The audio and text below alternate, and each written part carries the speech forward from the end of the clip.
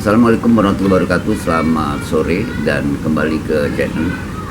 Hari ini pemirsa, kita akan kupas tuntas persoalan yang memang pemerintah selalu concern dalam pengurangan sampah. Jadi, sampah mempunyai makna yang sangat luas, terutama adalah mungkin nilai value-nya kalau dilakukan dengan seksama secara kontinuitas maupun pada persoalan lain yang memang menjadi peningkatan kualitas ekonomi masyarakat.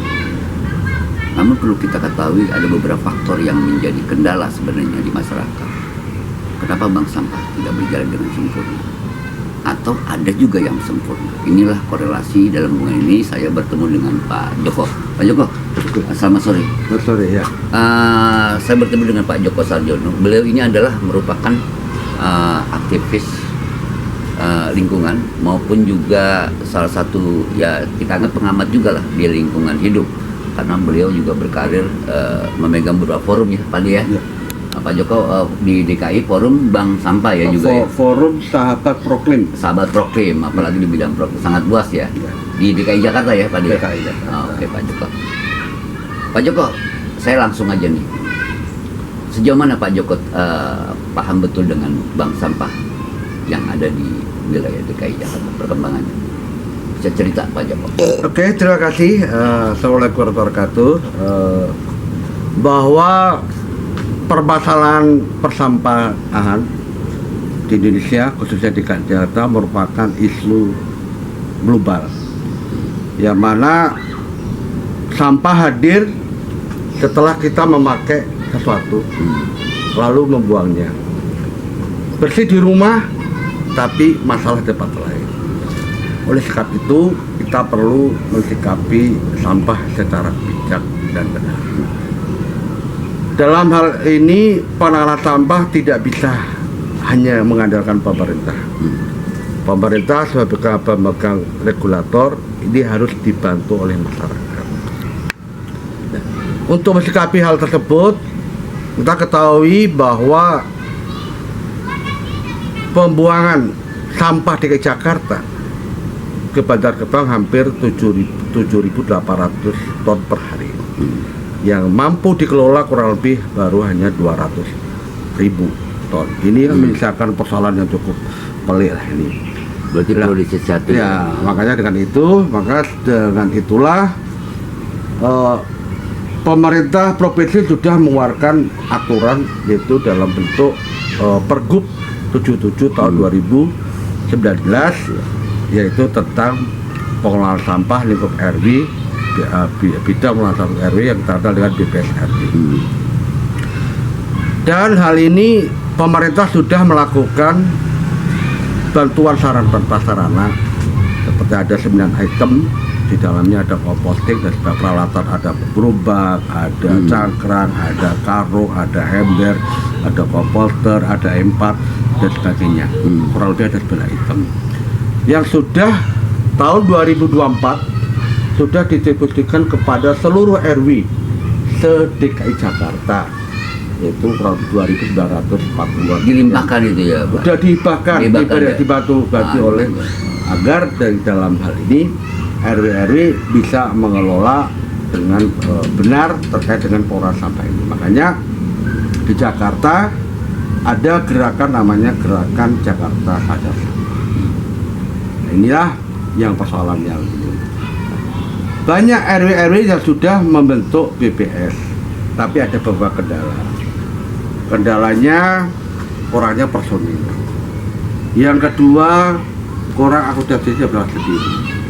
Yang ketiga kalinya juga tidak ada biaya operasionalnya untuk kegiatan pengelolaan bank sampah itu sendiri ya. Maka dari sekian banyak RW di Jakarta hanya berapa persen? Berapa? Kurang Pak lebih Ade? atau Kalau di 15%? 15%. Yang benar-benar menjalankan. Sebab dalam hal ini kita bukan top down tapi bottom up. Bottom up, ya. Justru yang bottom up ini yang Menteri Ekonomi bisa membantu pemerintah bisa mengurangi sampah. Pada tahun 2022-23 itu sudah bisa pada pengurangan 22,3. Tapi pada tahun 24 mengalami penurunan lagi. Nah inilah yang menjadi masalah dari ini. Ya. Nah, salah satu ini yang membuat kita agak gimana caranya, ada beberapa hal yang perlu disikapi. Regulasi sudah cukup kuat. Pemerintah sebenarnya itu jadi celah ya, regulasi itu celah. Nah, yang kedua, pertama adanya kurang pengawalan dari pemerintah dalam hal ini. Ini harus dikawal sampai tuntas. Yang kedua kalinya, persoalan di hilirnya, produsen harus bertanggung jawab terhadap produk sampah. Contohnya ada mie dan sebagainya, kemasan-kemasan, tapi yang sementara tidak ramah lingkungan, dan dia harus bertanggung jawab. Ya, dengan hal inilah di samping BPSRW juga pemerintah mengeluarkan Pergub 33 tahun 2020 terkait dengan pembentukan bank sampah. Setiap RW harus wajib wajib ada bank sampah di dalam pengurangan. Nah, makanya Jakarta dengan penerapan adalah kupilah, kurangi, pilah dan olah sampah. Ya. Di masyarakat tidak semua bisa menerima. Alasan klasik ya. Nanti kita bahas ya. Itulah yang perlu disebikat. Nah, setelah kami muter-muter edukasi kepada BPSRW dan sebagainya, pada saat edukasi siap-siap, tapi 2 minggu sebelumnya terganti pimpinan RW misalkan, nah, itu juga berubah ya. Berbeda lurah, bang ganti. Berubah lagi. Udah ada timbul konflik. Belum ada konflik lagi ya. Belum ada konflik lagi. Yang ngaku-ngaku ini dulu ini harus dikup RW ya ada. Ini ada. Itu konflik seperti itu. Ya ini mesti kendala-kendala yang di masyarakat. Pak Ade, saya memahami betul dengan apa yang tadi sudah dikupas oleh Pak Ade. Pak Ade, ini kan Pak Wali sekarang ini, wali kota kita Arif ini terus mendengungkan bank sampah ya. Untuk bagaimana punya kewajiban. Tadi sudah diungkapkan tentang kondisi bagaimana problematika yang memang secara di balik layar itu banyak masalah tadi. Apa sih sebenarnya yang harus paling utama, masyarakatnya atau kehadiran pemerintah harus secara kontinuitas? Menurut Pak Ade? Jadi kita tidak bisa satu yang lain berdiri. Pemerintah dengan masyarakat, dia masyarakat, dia pemerintah, dia bukan.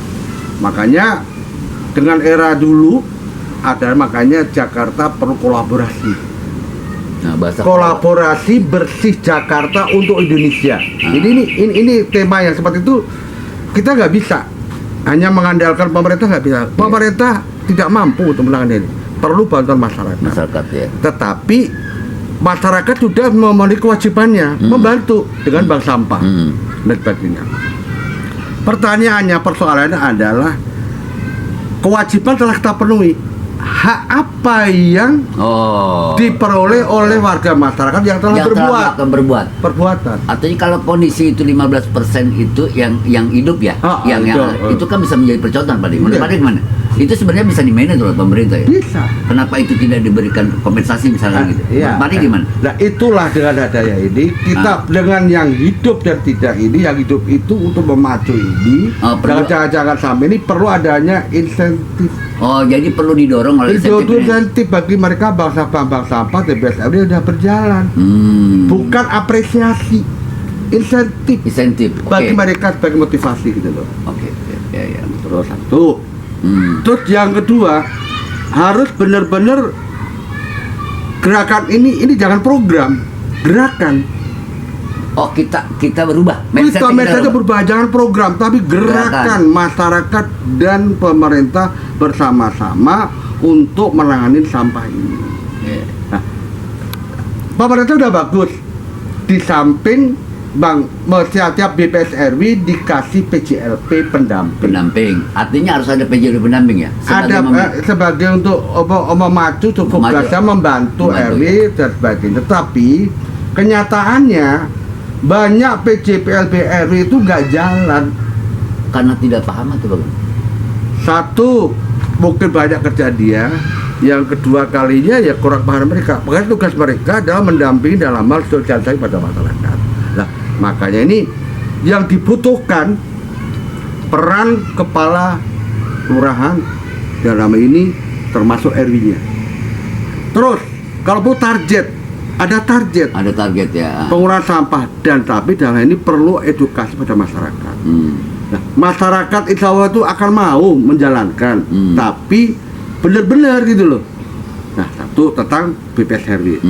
Bank sampah juga demikian.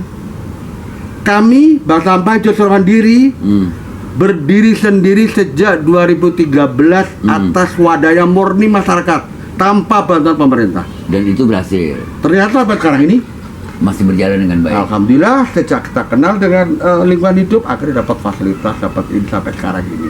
Nah, hal ini sosial, kita nggak ada untungnya. Cara ekonomi nggak ada untungnya.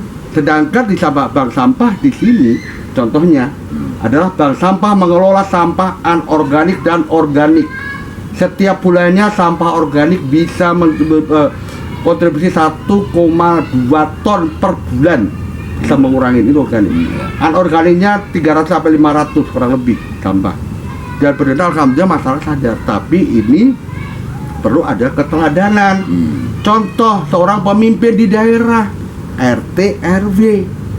Jadi contoh lurah dan sebagai contoh. Jadi gerakan apa yang digerakkan oleh Pak Wali, saya sangat sependapat sekali. Justru itulah harus ada target ya. Target bagaimana Jakarta Pusat ini masih kurang lebih 70 RW yang belum 66 atau berapa 66 RW yang belum ada bank sampahnya. Ini didorong pendekatan. Alasannya nggak ada lahan, bukan alasan. Tinggal kitanya nggak ada lahan, contohnya di Serdang nggak ada lahan. Ternyata setelah kita edukasi kepada masyarakat, terutama ibu-ibu Jumante, kader dan hebat, setiap hari Selasa mereka datang ke RW habis jumlah menimbang sampah langsung dijual. Ini pertama. Berlanjut Pak De, ini lebih mendalam lagi, saya ingin mendalami. Bank sampah itu kan bisa menghasilkan value ya secara ekonomi. Ini juga nggak berjalan loh Pak De. Artinya yang tadi babang nimbang, ini bisa hasil dari limbah itu ya kan. Itu kan konsep pilah sampah sebenarnya. Ini menurut Pak De apa yang juga menjadi kendala Pak? Kendala terkait dengan ini adalah harga. Terus terang bank sampah itu saingan terbesarnya adalah lapak. Mau lapak. Nah, dalam hal ini banyak bank sampah itu keuntungannya itu hanya berapa persen? 20%. Ini tidak akan bisa mencukupi biaya operasional untuk ngopi, untuk minum, untuk apa nggak bisa, untuk beli kemas dan sebagainya. Sedangkan itu sampah anorganiknya. Harga fluktuasi naik turun ini mempengaruhi juga. Nah, kedua kalinya sampah organik yang kita dihasilkan ini nggak mampu kita jual. Nah, inilah pemerintah bagaimana memfasilitasi, mencari stakeholder untuk membeli sampah-sampah organik dari hasil dari bank sampah RW ini. Nah, organik. Permasalahan kita di Jakarta itu adalah 52,6% itu sampah organik. 33-nya adalah dari sumber rumah tangga ya. Nah, ini makanya inilah perlu dicari terobosan-terobosan gimana. Bukan kita hanya dengan adanya ada distribusi sampah itu betul akan membuat jerat, tapi ini tidak akan memberikan semangat.